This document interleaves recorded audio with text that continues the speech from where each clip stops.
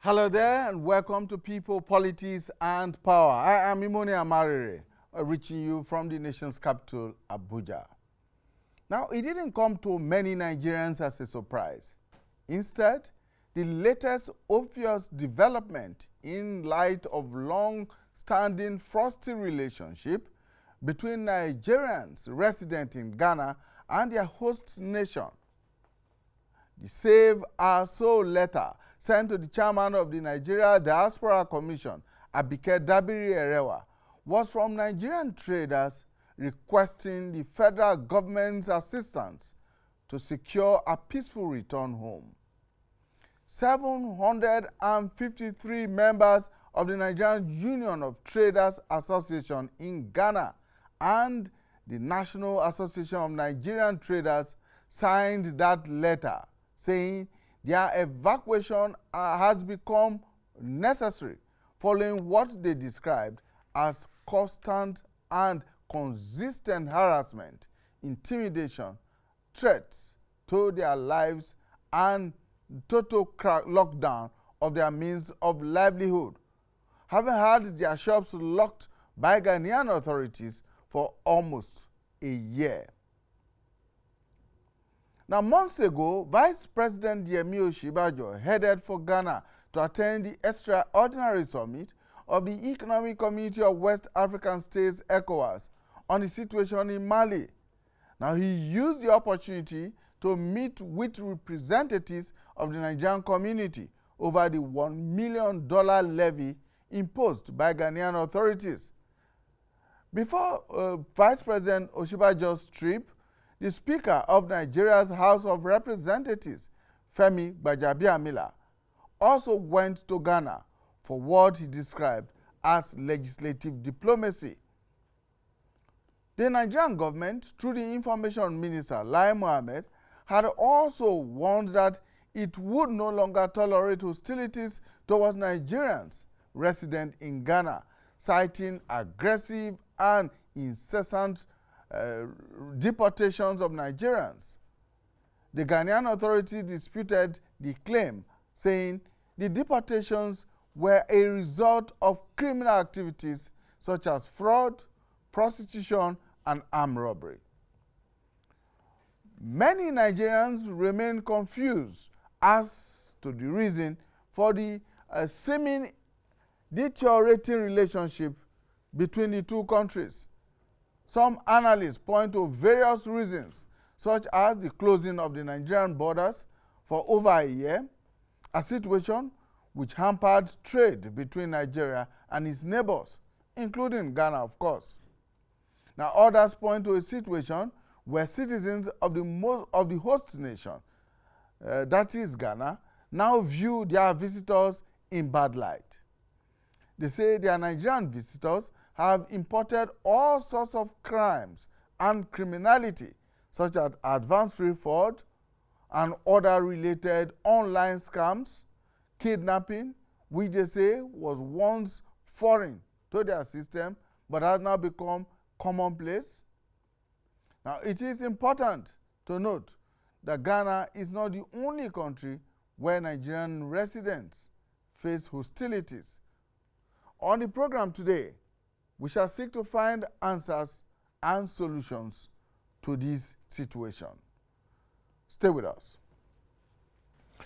Thank you so much for staying with us. It's People, Politics and Power, and today we focus on the diplomatic impasse between Nigeria and Ghana following the decision of the Ghanaian authorities to lock out Nigerian traders in that country over the non-payment of $1 million fee as prescribed by a local law in Ghana for non-citizens, non-Ghanaians who engage in trading in that country. And of course, the Ghanaians are saying that, well, perhaps this may have to do with Nigeria's decision to close its borders for over a year now, or about a year as it were, which was an internal decision of the Nigerian government to safeguard its territories. Well, I have joining me in the studio a diplomat, former Nigeria's permanent representative to the United Nations office in Geneva, Ambassador Humphrey Ojako. Thank you so much for joining us. Thank you for having me. Thank you. We'll also be joined via Zoom now by Rashid Balogun. Rashid Balogun is the spokesperson of the Nigerian Diaspora Commission here in the nation's capital, Abuja. And hopefully we'll also be joined via Zoom by Chukwuemeka Nnaji. He's the chairman, National Association of Nigerian Traders in Ghana. He's based in Accra, Ghana. Well, thank you so much, Ambassador, for joining us on the program. Thanks First, so much. Let's quickly dispose with an issue that is also very current, which is the current crisis in Ethiopia between the Ethiopian authorities and the authorities in the Tigray region. It's lingered for about 3 to 4 weeks now, and many are beginning to question why the AU, the African Union, which has its headquarters in Addis Ababa in Ethiopia, has not been able to step in and resolve that crisis. Well, let me quickly say that conflicts in Africa have started receding, which is the good part of the news. But the bad news is that if lingering ethnic issues, they have serious consequences if they are not resolved as and when they arise. The Tigray region, you can see the nice thing about what is going on is it hasn't the potential, so far we hope, to degenerate into a civil war. But the issue of complaint, matters of economics, of exclusion, they complain about, of marginalization, of not being carried along, the level of poverty, hunger, and all of these things are, of course, exacerbated by the volume of natural disasters like the climate change thing, which is also ravaging Ethiopia. Until this Tigray business rose up, Ethiopia was seen as one of the rising stars in the continent. But you can see that these issues of justice, equity, whether right or wrong, are things that should be looked at by the powers, the authorities that govern any of these African countries. Because where different cultural orientations mix as an entity, as a country, there must always be some elements of disagreement and conflict. The role of government, the central government especially, is to ensure even-handedness, to handle these matters in such a way that they don't escalate. We don't wait until a matter becomes a big issue and then we think that the military can solve it. Often military solutions are temporary. Which is what Ethiopia is pursuing at the moment. Absolutely. In the Tigray region. Yes. And with an overwhelming number, about 4,000 refugees crossing the border every day from the Tigray region into Sudan, which Sudan itself is just coming out of an internal crisis. In fact, Sudan hasn't quite come out from that internal crisis because so many issues are still lingering. Yes, the issue of the South Sudan may be a separate problem today, but that of the other side of Sudan, where you still have those things are not resolved. And to increase their problem by sending 4,000 refugees on a daily basis. On a daily basis to Sudan, that tells you that a catastrophe is waiting to happen. Unfortunately, at this time, when the rest of the international community is politically distracted by the COVID crisis, so usually the AU would be physically present and probably solicit for assistance and resources from Western countries and others to deal with the problem.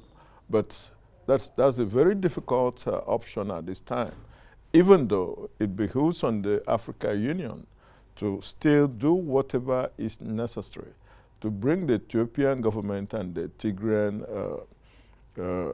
dissidents to the table and say, listen, this is not the time to set Ethiopia back. This is not the time to set Africa back. The AU owes that responsibility and it ought to do it. So has the AU lost its bite? Has it lost its zeal to deal with situations like this? Considering the fact that, I mean, its headquarters is based there in Addis Ababa, and that's where all of these ought to issue from.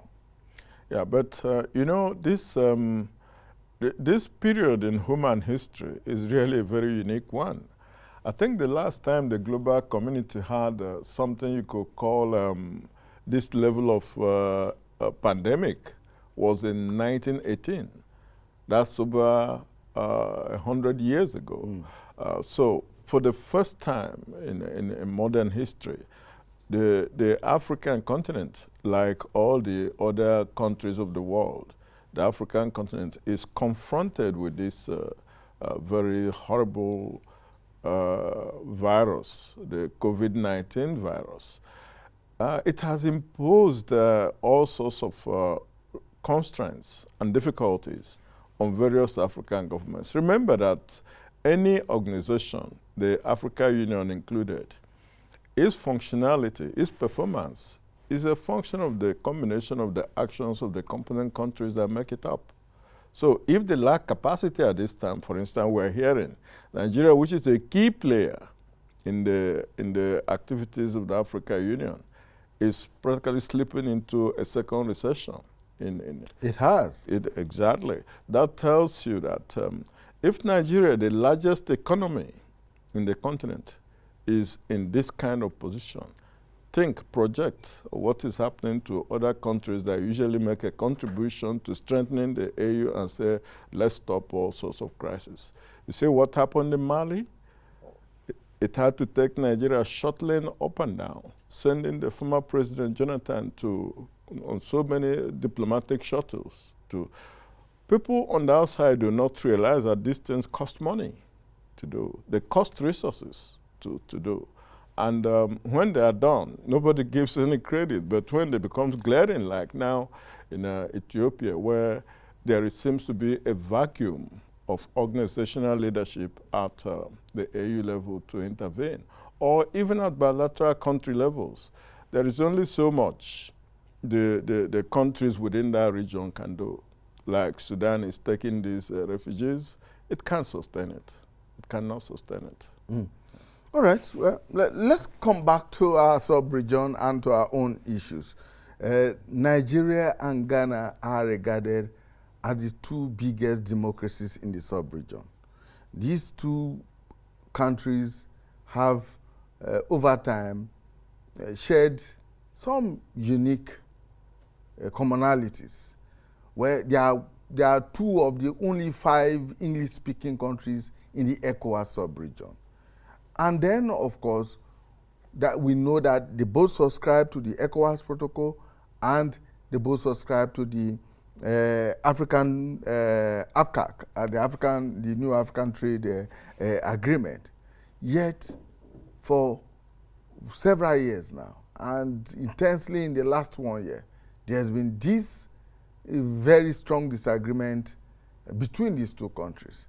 And one gives one reason for doing what he's doing, and the other gives reasons for what it is doing and all of that. And at the center of it all are ECOWAS citizens, Nigerians, who are doing legitimate business in Ghana. Now, where did we get it all wrong in the first instance? To be quite frank, I think the relationship between Nigeria and Ghana have always been a misgrill of very close, tight friendship, sometimes disagreement, sometimes cooperation, sometimes lack of cooperation. I think this has been going on probably since the 1960s, since the independence days, when there was this feeling Ghana got independence before Nigeria in 1957. It took Nigeria 3 years afterwards. So there is that feeling of superiority, inferiority stuff between Nigeria and Ghana. It's a claim, but these things have a way of affecting and influencing relations. But that is really not the case here, because when Nigeria got into, on the eve of its civil war in the middle 1960s, Ghana played a very important role in trying to resolve the Nigerian crisis. Thereafter, that effort foundered because it wasn't totally implemented. But it was a good gesture, a very good neighborly gesture. Probably some misunderstanding followed thereafter, and some Nigerians were sent out of Ghana for all sorts of infringement. And years later, almost something like 10 years later, Nigeria did that on a much larger scale, sending Ghanaians out of Nigeria, and they became the Ghana must go kind of, and it wasn't good. Fortunately, General Gowon, who was head of state, had taken the good advice of those who conceived the concept of ECOWAS in 1975. And ECOWAS was supposed to be the body to really do a sub-regional integration, strong sub-regional integration, so that these issues we're now facing would be absorbed into a larger ECOWAS umbrella, which will resolve them, and then there will be virtual peace and cooperation, collaboration among the component countries. That has not happened. Why? First of all, let's face facts the way they are, instead of sometimes being emotional about these things. Nigeria is a very large country with a huge population. Some of this population has to find its own space outside the Nigerian sovereign space. And the reason is simple. We have not, as a country, done all we could do to develop our economy, to diversify it, to strengthen it, to stabilize it. We fell into the trap of what they call the oil cost, the resource cost. So we're practically virtually dependent on crude oil as a means of running government expenditure and in foreign exchange and stuff like that. That has led to this massive unemployment we have in Nigeria, leading to various forms of youth restiveness and instability across the country. So many young Nigerians find space outside the country itself to go to Togo, Ghana, Cote d'Ivoire, Senegal. You go to their central markets, let's face facts, and you see Nigerian language is spoken in many of these places in the central markets. Well, relations between countries vibrates on a basis of reciprocity, they say, you know.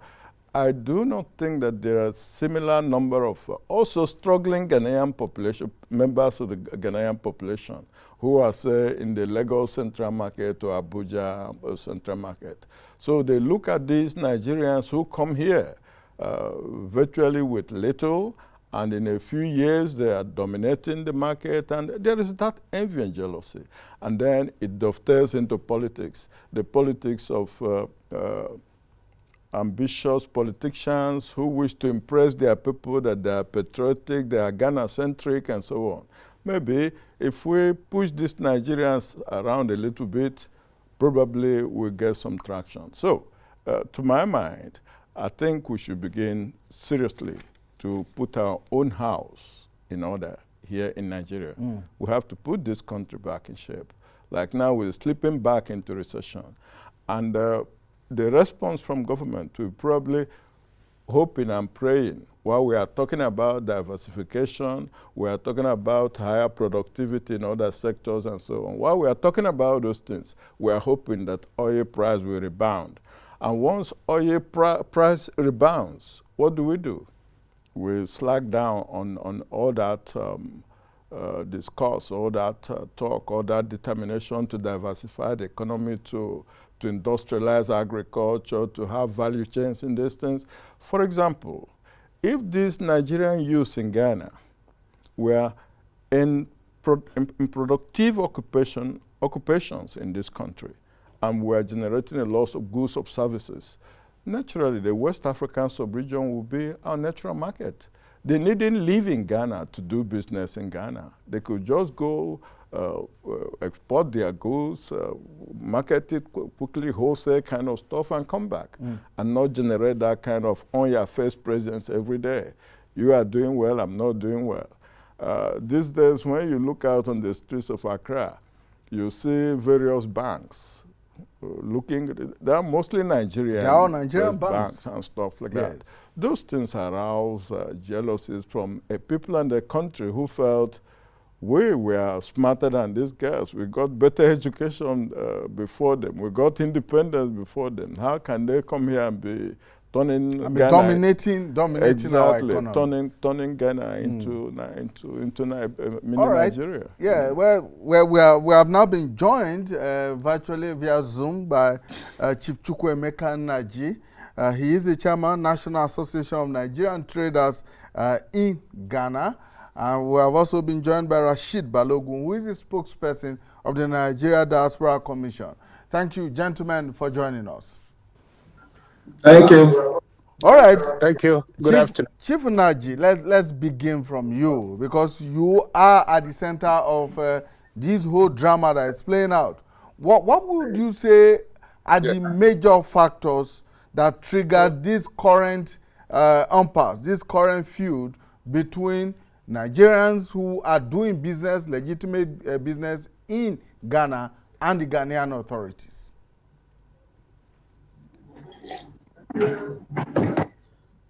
Thank you very much. Good afternoon, Mr. Balogun. Good afternoon, Arab. We have nothing to say much on this matter because I tell you, we are doing our legitimate business and we are not looking for anybody trouble. But all of a sudden, the attack become, something that we cannot do with that. They start attacking us in daily basis, in the monthly basis, in yearly basis. And whatever you say, I don't think it's supposed to be that way. Sincerely, we are not causing any damages. In fact, we are not threat to any economy.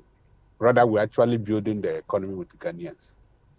Because when you are talking about population, how many Nigerians actually live in Ghana trading? That's the question you have to ask yourself. Tell us, you are there. How many are they? Yeah. What I'm saying is that we're not as people. Well, Chief Nnaji, are you still there with us? Well, hopefully we should be able to reconnect with Chief Nnaji there in Accra, Ghana. But for now, let's turn to Rashid Balogun, who is the spokesperson of the Nigeria Diaspora Commission. Mr. Balogun, Can you hear me? I'm back now. Okay, you're back, Chief Nnaji. All right, please, go ahead. Yeah, yes. So what I'm saying is that the attacks that are coming to us does not merit it. We have not caused any problem. Sincerely, we are talking about number. We're not much. Where we state, like where they call Abosokai, where they're selling spare parts. You can be surprised to know that the shops that are there are not much more than 100. In fact, we're having about 60 membership. The only place we have major people in Ghana is Seco, where they're selling mobile phone. And that business was actually, that market was actually formed by Nigerians. It was when they start sacking people from the market, this group of guys move outside the market and start those business there. And all of a sudden, the attacks start coming there again. Majority of places like Impasse, we cannot count less than maybe 50 in one sector. Like in Impasse there are less than maybe 50 shops that belong to Nigerian traders. The only thing that I know is that there are some individuals that have taken it as a contract in their own mind to make sure that they get to Nigerians. And they're making this noise, and the government is like, getting the attention, listen to them. At this point, they can tell you that because we close border. And we are trying to tell everybody that that border have nothing to do with attacks that are coming to us. So, is it a way that Nigerians can live out of Ghana? I think for me, if there's any way we can leave that Ghana, it will be that the government of the countries have decided that we leave. We are talking about ECOWAS. What is ECOWAS talking about? Is it not a regional integration? They say we should go reside. We have the right to reside. We have the right to move our goods. We have the right to establish our own companies. Those things are not working. And we are waiting. And we have called on Nigerian government to interfere. The interference of Nigerian government will show us whether we will continue or we will be coming home. Because as we speak now, calls are coming from Ghana. And what are they telling me? That the task force have moved to a particular area where actually myself, my own shop is, located. So we're just waiting for them to start working. And then they're having meeting with the locals, which normally when they came like this, they would just have meeting, and the people will say, go and lock the shop, and they will go and lock the shops. It doesn't make any sense to me. Why can't they just give us time to pack our things out or to sell our wares so that we know what we are doing? They are calling for documentation, and we are sending documents. Last week, we sent another one. It's twice now that we have sent documents within this interval of 3 months. Why can't they say, okay, this is a situation. You did not qualify to be here. You qualified to be here, so that things will be open. Government of Nigeria shouldn't keep quiet now, please. Chief Naji, the Ghanaian authorities are insisting that they are applying what they call the Ghana Investment Promotion Center 2013 Act, which provides that a person who is not a citizen may engage in a trading enterprise if that person invests not less than $1 million in cash or goods and services relevant to the investment. That's what they are insisting, that they are applying a law that exists in Ghana. I like that. It's a very good law that they have created. But that law said those who is not citizens. But we and Ghanaians are citizens. Hello, Chief Naji. We appear to be having some network problems with Chief Naji there. Well, why would you make effort to reconnect with him?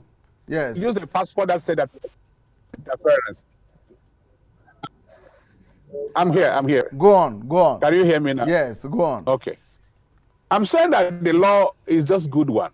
But we are having the same citizenship with Ghanaians. I think if you can also agree with me that we are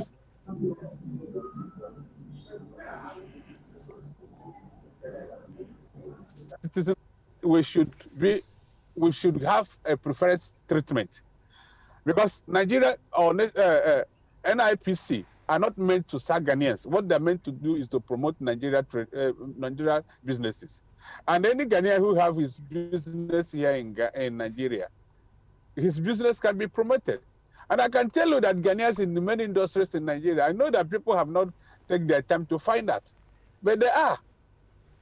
So why should you put such law that is discriminating your own neighbor? And as we speak now, yes, the GIPC law is there, but there's a Chinese, there's Indians that are trading in Ghana, there's a South African and other nationals, and they're not attacking them. If you're talking about maybe our number is insignificant to cause any harm to them. And even the shops close. Actually, the truth still remains that if government did not take a decisive decision on this matter, it will not be solved. The only thing they wanted to destroy our businesses, and I think that is what they are working towards. So I don't see the law being what they are applying, because if you have watched, when was that? In 2018, when this thing started, this recent one, the Ghana foreign minister, Madam Ayoko Bochie, came to Abuja to meet with our own Honorable Joe Fronyema and make it clear to him that Nigerians and ECOWAS national will not be affected by JIPC at 865 and Article 27. She made it clear. I have evidence of that news. And in her statement, it says that the art is for other nationals, that West Africans are not going to be affected with that kind of law. And that is what everybody expected to happen. Now we're moving into Africa intercontinental trade. So they're going to put that law. What are they going to use it to do? So every African that is bringing their goods to Ghana, they have to produce goods of 1 million. They said the rule of origin, that if you bring goods from Nigeria is accepted. You see, laws are made. People don't just interpret it on their own. If they have sent ECOWAS protocol that says that every citizen of West Africa should have the same right to do business in every country that is a member, what does that mean to them? So they don't care about that one. They don't obey that very one. But they have their own local law that protects them. But when they get gas from Nigeria, they get it through ECOWAS protocol. When they get other services, like when we are moving crude to them, they still get it under that protocol. But when you have to treat Nigerian traders, they now have their own law. My own is that I don't have anything to say much because I have said a lot concerning this. I'm waiting for them to lock more shops and we will decide what to do. All right. And I tell you, if the government don't want to bring us, we just move out on our own. We know what to do. Chief Naji, please stay with us. Stay with us. Let's get some other perspectives. All right. Ambassador Ojako, you are here. You have listened to him. Here now is a question of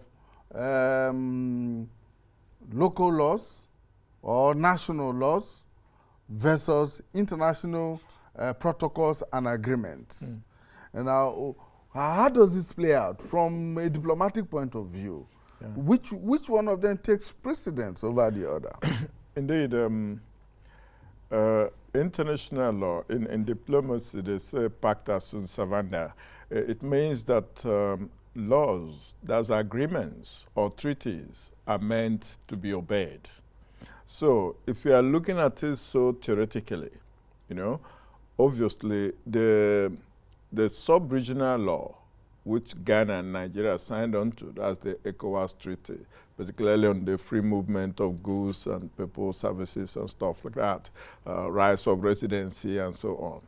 Yes, should take precedence over municipal laws in Ghana. But that said, we should remember something that is the drawback of international law is execution, is in its execution, enforcement. Do you have any instrument to enforce those ECOWAS treaty obligations?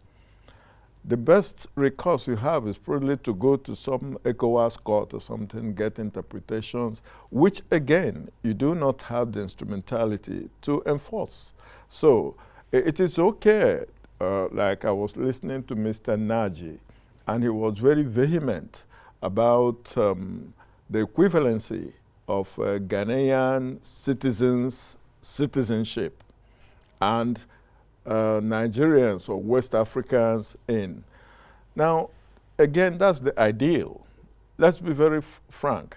Even in our own country here in Nigeria, the issues of indigenship and citizenship is not totally resolved. Yes. Exactly, it's still an issue. So if we are one sovereign entity, citizens of one sovereign entity, and we still have serious challenges of indigenship and citizenship existing here within our own country, then think of when it is an internation, you know, between one country's citizen and another. So that creates problems. If you want to take that further, recently there have been complaints, particularly in the Middle Belt and southern states of Nigeria, that some herdsmen may have come into this country from as far away as Mali, from other West African countries who are supposed to be causing some kind of social dislocation in various parts of the country. Again, they could put up the same argument that Mr. Naj is making now, that they come here, they want to apply their trade, which is herding cattle. Under the ECOWAS protocol. Exactly. So that argument could cut both ways. That's why the best thing, actually, is I think what government ought to be doing if it is not doing so at the moment. We'll talk about what government ought to be doing. But let's turn to Mr. Abdurrahman Balogun. Mr. Balogun, apologies that I introduced you earlier on as Rashid.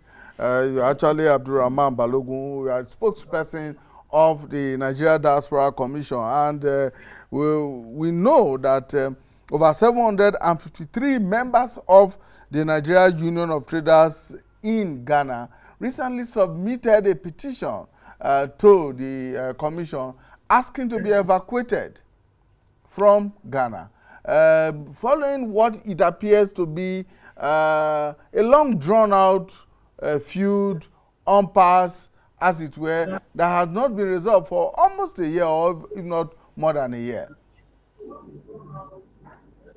Well, thank you very much for having us. This is an issue that has been on since 2007. There was an issue like this 2007. A repeat edition happened in 2011, 2013, 2015. So it has been a recurring decimal. And from the commission here, we receive the petition from the association, from Chief Chukemeka Energies association, and their request is just they want to be evacuated, safely evacuated from Ghana. 753 of them. Prior to now, my chairman chief executive, Honorable Abike Elewa, I've met with the Ghanaian High Commissioner in Nigeria to discuss this issue on many occasions. I've met with the Honorable Minister of Foreign Affairs to fine-tune this matter. And it's like the thing is becoming now, and it's affecting about 4 ministries now, including our commission, that is Minister of Foreign Affairs, Minister of Trade and Investment, and the Minister of Internal Affairs. And the petition, we have received it, and we have started working on it.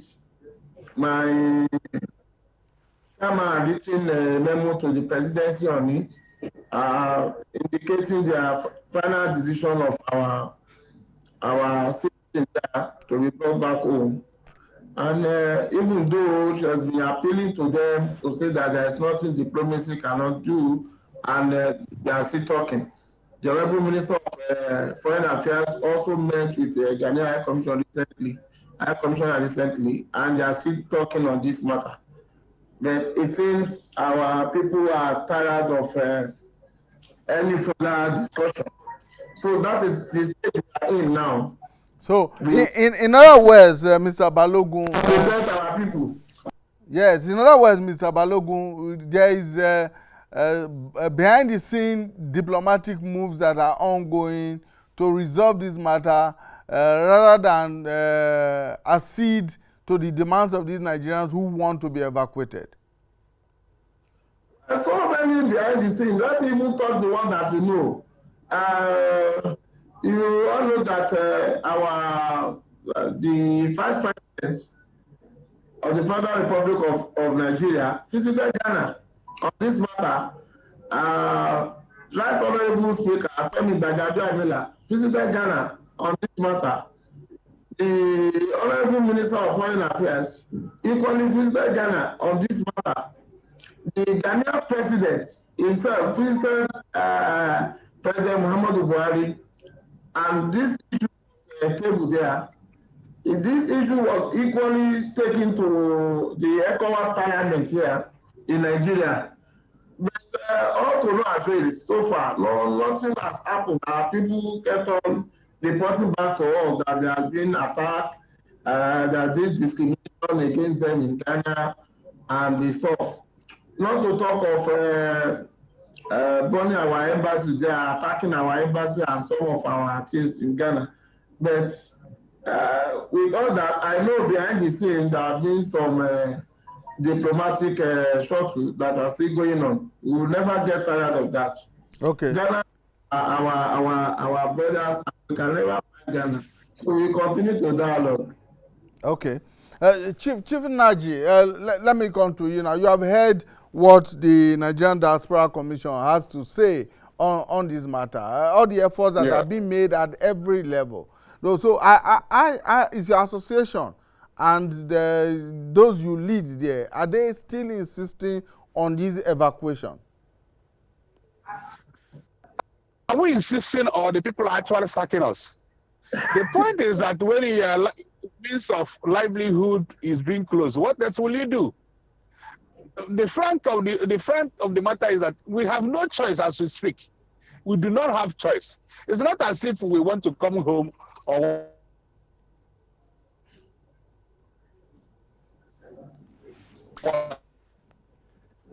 go ahead, Chief Naji. We can hear you. Go ahead. They are sacking us. So, yes, they are sacking us. They are closing out the livelihood we have. So we have no other choice than to come home. Calling out the Nigerian government, I think that is the simplest things that we can do is to call to our government to evacuate us. What they wanted is that everybody can die without being mentioned. And that is what I don't want to do. They don't want the media to know that we are dying out of hunger. They don't want the media to know that we don't have any livelihood. But there's no way you can beat a child and say you shouldn't cry. The truth, and the government should know it, is that they're closing the shops and the businesses of Nigerians that are living in Ghana. And they should talk to Ghana government if they can give us 6 months, even 1 year to leave Ghana. Or they come and evacuate us without this issue of talking. What are they talking that they have not resolved into? I understand that our government wanted the diplomacy, but the truth is whether Ghanaian government is interested in that diplomacy. That is the truth.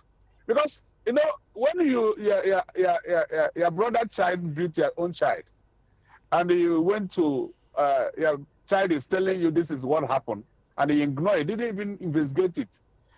I think he didn't do that child good. Because the least he can do is to ask what happened. And at the end of the day, you resolve it by saying, okay, say sorry to my child, or my side offended you. Okay, say sorry to my brother's son or child. This would have been a simplest way. But this is a situation that... Okay, Chief Naji... telling us that we are... I'm here, sir. Sorry. Okay. There's a call that are coming in. Yes, so this is a situation that our livelihood is being closed, and you say that we should do what? Exercise patience or what?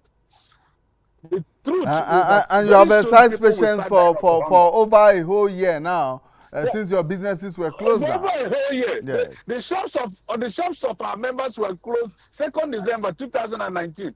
Open for less than a month and come and shut it back again. And when they open it with tax assessment. And I encourage my member to pay, thinking that we are dealing with honest, consistent government, not knowing that we are being kind of actually duped, if I may use that word. Because if they wanted us to move, why didn't they tell us, okay, we're open for you to pack your things and leave our country? But they said that we should come and pay tax. And we have paid these taxes, started paying those taxes, and they now come back and lock the shop again. And the government is saying that they're doing diplomacy. What diplomacy? What stopped Nigerian government to look into Ghanaians that are living in Nigeria and the businesses that they're doing and start also doing the same? Since we agree that ECOWAS is not working, because they think there's other areas that they are benefiting. Listen, we are here, Americans came because of one single person that were kidnapped and rescued. And Nigeria is losing over thousands members of its own nationals. And they keep quiet and tell you to keep quiet. Okay. Let me make it very clear. Yes. Those Nigerians living in Ghana is contributing to the growth of this country, no matter however you say it. That is clearly understood. Yes. That's clearly Thank you. understood, yes. Thank All right, Ambassador Thank you. Ojako, do you think that diplomacy has failed in this situation? From what you have heard from Chief Naji and what we have heard from the Diaspora Commission, all the efforts that have been put in. The Vice President has been in Ghana physically. The President of Ghana has been here over this issue. The Speaker of the House of Representatives has been there. The Minister of Foreign Affairs has been to Ghana all within a year in trying to resolve this matter. Has diplomacy failed? No. Diplomacy has no magic wand to sort out, or even a silver bullet, I think that's preferred. There is no such magic in diplomacy to take a complicated problem, such as livelihoods of people, natives, indigenes who are citizens of a country, and people who have come from other countries to do business in those places. If the ground is not properly prepared for stability to exist between the two, there will always be conflict. And since it's an existential issue, livelihood, diplomacy comes in, yes, but you have to be patient. Diplomacy takes a lot of patience. Any particular international challenge you've undertaken, you find out that it takes various gradual give and take before a final resolution is reached. So nothing has failed. Having said that, let me say that the Nigerian government may be doing the shuttle involved in this diplomatic effort, but the ECOWAS still holds a key. It's an important key, but it is a process. It is not a given thing. Like when I hear Mr. Naji, he is making certain categorical assumptions. Okay, because there is this treaty which says ECOWAS citizens can live in Ghana and do business like Ghanaian citizens, therefore it must be like that. If it is not like that, why are they not doing that to the Chinese? Why are they not doing that? So for him, the ECOWAS protocol has failed, as far as it's concerned. But it hasn't failed. Nigeria has invested so much in ECOWAS, and the future of Nigeria's economic progress and development, in fact, is bedrocked in ECOWAS. We shouldn't throw the child away with the bad water. Because all right, Ambassador. There's one more point that needs to be made, which, yes, these things they say about border closure, the connection. Actually, the issues in Ghana-Nigeria relations have preceded border closure. Oh, yeah, predated that very much. But that is not to say that the border closure is helping the situation. It is not helping it. So sometimes you take a step forward, you take 2 steps backward. So there has to be some kind of balance. If there is a complaint on the Ghanaian side, even if it is not genuine, but it's an excuse which the people perceive and say, oh, these people close their borders where we make a living from, and they want us to keep our markets open for their people to dominate. The key word here is dominate. They feel, it's a perception. Yeah. They feel Nigeria is dominating the domestic market. It's a feeling. It may not be real, but it's a feeling. And when you feel that's perception, that's what people go to war with. Perception can lead to war. Thank you so much. Ambassador Humphrey Ojako is a former Nigeria's permanent representative to the United Nations offices in Geneva. Thank you for your time coming on the program. Chief Chukwuemeka Naji is the chairman, National Association of Nigerian Traders in Ghana. He joined us virtually via Zoom from Accra in Ghana. Thank you so much. And Abdulrahman Balogun is the spokesperson of the Nigerian Diaspora Commission here in the nation's capital, Abuja. Thank you for your time. Well, and for the viewer out there, thank you so much for investing your time with us. We look forward to a situation where this will be resolved amicably and not the situation where we apply an eye for an eye situation as it is turning out to be now between Nigeria and Ghana. These are 2 countries that have enjoyed very good relations over the years, and we hope that this continues and that this frosty relation at this point in time will eventually become something, we transform into something much better between the peoples of these two nations. My name is Imoni Amare. Do have yourself a wonderful day for the rest of today. Bye for now. See you on Friday.